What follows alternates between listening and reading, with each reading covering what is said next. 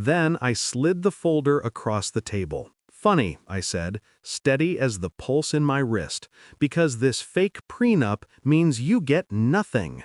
And those texts with your sister's best friend, they just went to everyone you know."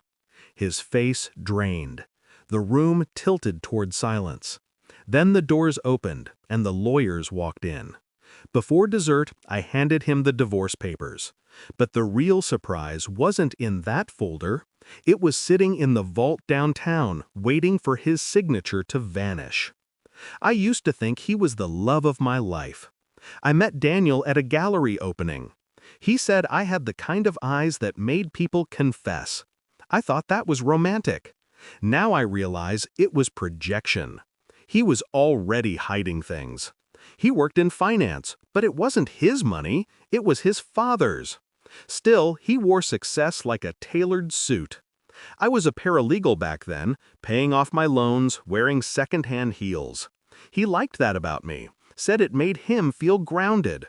I mistook that for affection. For 5 years, I built a life around his moods, smoothed over his arrogance at parties, laughed when he made jokes at my expense.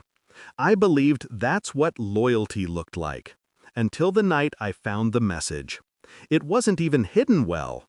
A notification flashed while he was in the shower. Her name, her photo, the kind of smile that doesn't belong to someone who feels guilty. The message read, "Tell her after the anniversary. She'll survive." I didn't cry. Not that night. I watched the steam roll out of the bathroom, listened to him hum our wedding song, and memorized the sound of my last illusion breaking. I started noticing patterns after that, the sudden late nights, the credit card charges at hotels he'd never mentioned, the faint scent of a woman's perfume that wasn't mine. He'd grown sloppy, arrogant enough to think I'd never question him. He forgot I'd built my career on finding loopholes. I didn't confront him. I researched. I smiled and kissed him goodnight and woke before him to copy his emails. I learned where his accounts were, who he texted, and, most importantly, what he feared. He'd made me sign a prenuptial agreement before we married. His father insisted. But I found the original template on his laptop, unsigned, unfiled. The one that was legally binding was something entirely different. I rewrote it, quietly, cleanly, then had him sign it again under the guise of a refreshed copy for the lawyers. He didn't read it. He never did. Planning revenge isn't rage, it's precision. I started 6 months before the dinner, moved money from our joint accounts to mine under the pretext of household expenses, built a paper trail showing him as the one draining assets, changed passwords, rerouted mail, every small detail like a stitch tightening around his throat. Then I gathered evidence, screenshots, recordings, witness statements. I didn't just want to leave, I wanted him exposed. The affair was with his sister's best friend, a woman who'd toasted at our wedding. I invited her to the anniversary dinner too. She didn't know yet that every one of her messages had been archived, that her husband had already received them that morning. I hired a private investigator, quiet, efficient, paid in cash.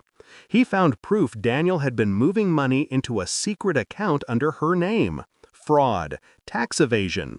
His father's firm would never survive the scandal. So I made sure he was the one holding the match. At the dinner, I let him feel in control. He always needed that illusion. He chose the restaurant, the guest list, the table by the window, so everyone could see us.